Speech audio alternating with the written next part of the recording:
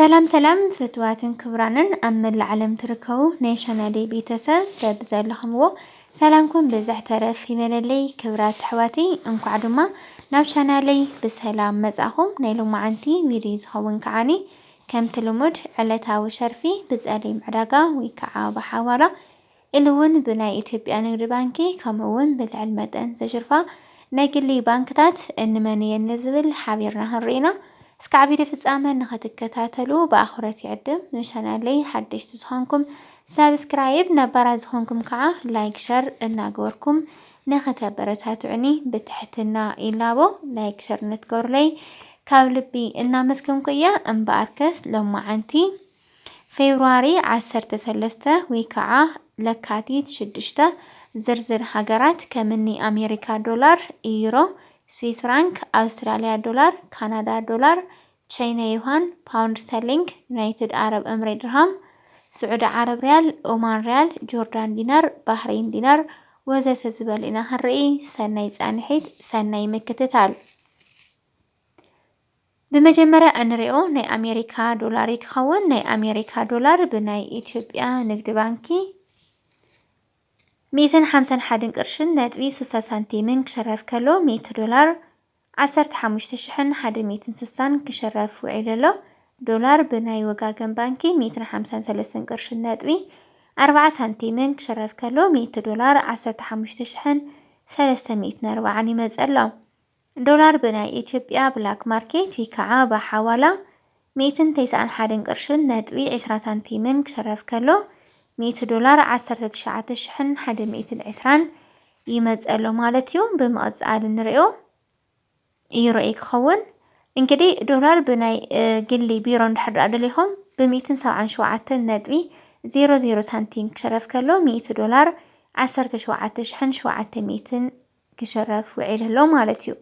ቀጺልና እንሪኦ ዩሮ ይክኸውን ዩሮ ብናይ ኢትዮጵያ ንግዲ ባንኪ 176 ቅርሽን ነጥቢ 0.51 ሳንቲምን ክሸረፍ ከሎ 100 ዩሮ 17651 ቅርሽን ይመጸሎ ዩሮ ብናይ ወጋገን ባንኪ 183 ቅርሽን ነጥቢ 15 ሳንቲምን ክሸረፍ ከሎ 100 ዩሮ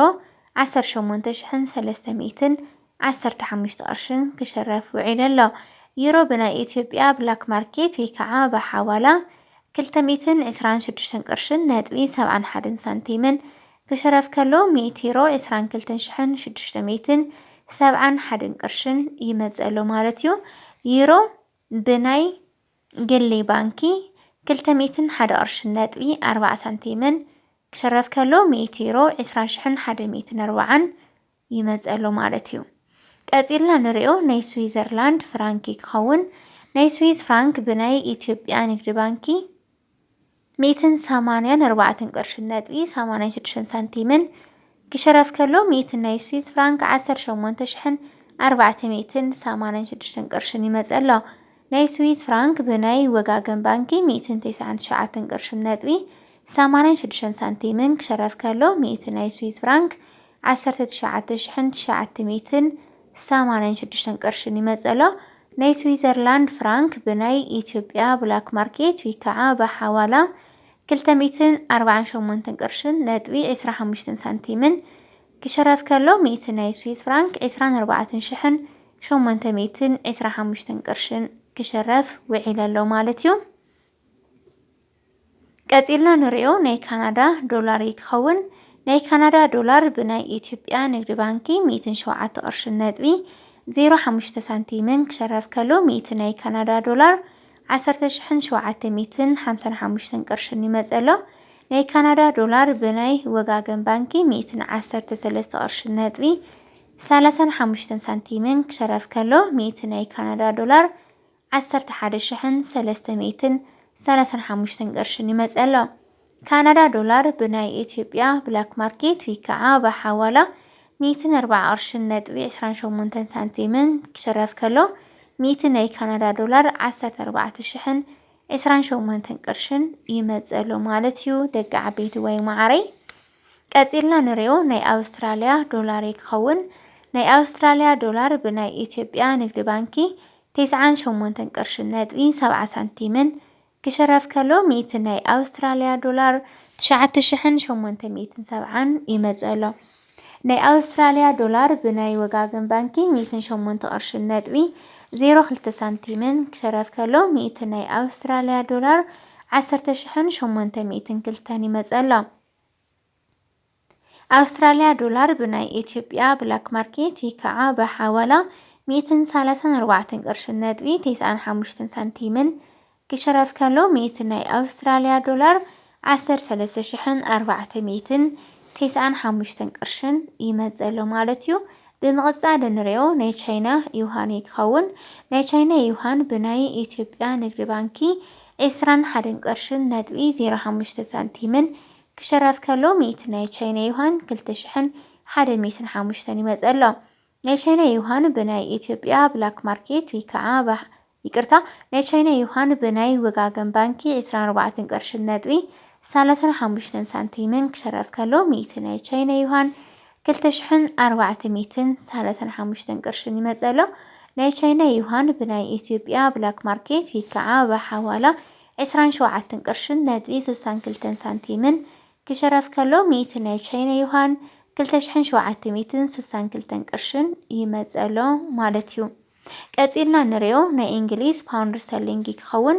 ናይ እንግሊዝ ፓውንድ ስተርሊንግ ብናይ ኢትዮጵያ ንግዲ ባንኪ 198 ቅርሽን ነጥቢ 05 ሳንቲምን ክሽረፍ ከሎ 100 ፓውንድ 19,805 ይመጽኣሎ። ፓውንድ ብናይ ወጋገን ባንኪ 210 ቅርሽን ነጥቢ 12 ሳንቲምን ክሽረፍ ከሎ 100 ፓውንድ 21,012 ቅርሽን ይመጽኣሎ። ፓውንድ ብናይ ኢትዮጵያ ብላክ ማርኬት ይከዓ በሓዋላ 260 ቅርሽን ነጥቢ 06 ሳንቲምን ክሽረፍ ከሎ 100 ፓውንድ ስተርሊንግ 26,006 ቅርሽን ይመጽኣሎ ማለት እዩ። ደቂ ዓበይቲ ወይ ማዕሪ እስካብ ሕዚ ክንሪኦ ዝጸናሕና ናይ ኣውሮፓ ሃገራት ይመስል ነይሩ። ቀጺልና ንሪኦ ከዓኒ ናይ ዓረብ ሃገራት ክኸውን። ቅድሚ ናብ ናይ ዓረብ ሃገር ምስጋርና ላይክ ዘይገበርኩም ላይክ ሸር እናገበርኩም ኣበረታትዑኒ ማለት እዩ። ንምስትዋት ዝኣክል ክብራት ኣሕዋተይ ካብ ናይ ዓረብ ሃገር ኣቐዲምና ንሪኦ እታ ብዓለምና ኣብ ቀዳማይ ደረጃ ተሰሪዓ ትርከብ ብኽባር እተሸርፍ ናይ ኩዌት ዲናር ክኸውን። ናይ ኩዌት ዲናር ብናይ ኢትዮጵያ ንግዲ ባንኪ 484 ቅርሽን ነጥቢ 60 ሳንቲምን ክሽረፍ ከሎ 100 ናይ ኩዌት ዲናር 48,460 ይመጽኣሎ ማለት እዩ። ናይ ኩዌት ዲናር ብናይ ኦሮሚያ ባንኪ 500 ቅርሽን ነጥቢ 40 ሳንቲምን ክሽረፍ ከሎ 100 ናይ ኩዌት ዲናር 50,040 ቅርሽን እዩ እናተሸረፈ ውዒሉ ዘሎ። ናይ ኩዌት ዲናር ብናይ ኢትዮጵያ ብላክ ማርኬት ይከዓ በሓዋላ 623 ቅርሽን ነጥቢ 55 ሳንቲምን ክሽረፍ ከሎ 100 ናይ ኩዌት ዲናር 62,355 ቅርሽን ይመጽኣሎ። እንግዲህ ካብቲ ሰሙኑ ዝወሰኸ ዝረኣናዮ ልዕሊ 10 ቅርሺ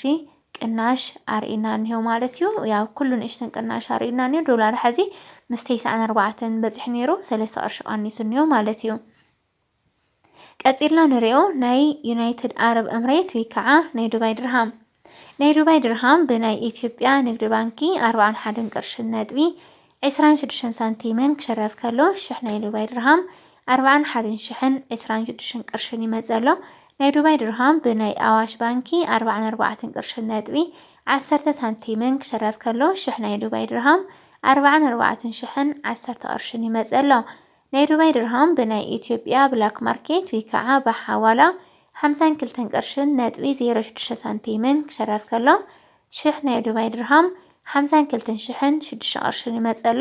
ናይ ዱባይ ድርሃም ብናይ ግሊ ቢሮ 47 ቅርሽን ነጥቢ 57 ሳንቲምን ክሽረፍ ከሎ 1,000 ናይ ዱባይ ድርሃም 47,057 ቅርሽን ይመጽኣሎ ማለት እዩ። ቀጺልና ንሪኦ ናይ ስዑዲ ዓረብ ሪያል ክኸውን። ናይ ስዑዲ ዓረብ ሪያል ብናይ ኢትዮጵያ ንግዲ ባንኪ 40 ቅርሽን ነጥቢ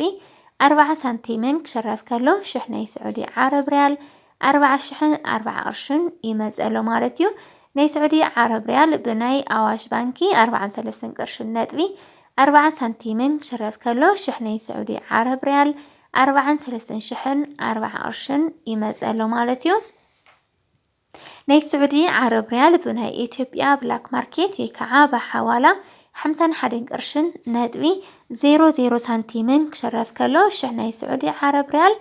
51 شح بتشا يمزقلو مالتيو دق عبيت وي معري بمقصال نريو ناي اومان ريال يكخون ناي اومان ريال بناي إثيوبيا بلاك ماركت يكعب حوالا 497 قرشن نتبي 55 سنتيمن كشرف كلو ميتناي اومان ريال 4,755 قرشن يمزقلو قصيلنا نريو ناي جوردان دينار يكخون ناي جوردان دينار بناي إثيوبيا بلاك ماركت يكعب حوالا 369 قرشن نتبي 82 سنتيمن كشرف كلو ميتناي جوردان دينار 26,982 قرشن يمزقلو قصيلنا نريو ناي بحرين دينار يكخون ناي بحرين دينار بناي إثيوبيا بلاك ماركت يكعب حوالا 507 قرشن نتبي 55 سنتيمن كشرف كلو ميتناي بحرين دينار 5,755 قرشن يمزقلو نايلو معنتي علتاو شرفي فبراير 13 ويكعا لكاتيت 6 كمزي مسل نيرو اسكع فيديو فصامن نستخداتلكمني كاب لبي እና መስገንኩየ ላይክ ሼር ሰብስክራይብ ምግባር ድማ ኣይትረስዑ ማለት እዩ ያው ብፍላይ ስዑድ ዓረብ ትርከው ደሞ ክንደይ ትሕውል ወለኹም ንዝብል ንስንስኻትኩም ሓበሬታ ተወሃው ማለት እዩ ምክንያቱም ተሓደ ዝሕውሎ ተሓደ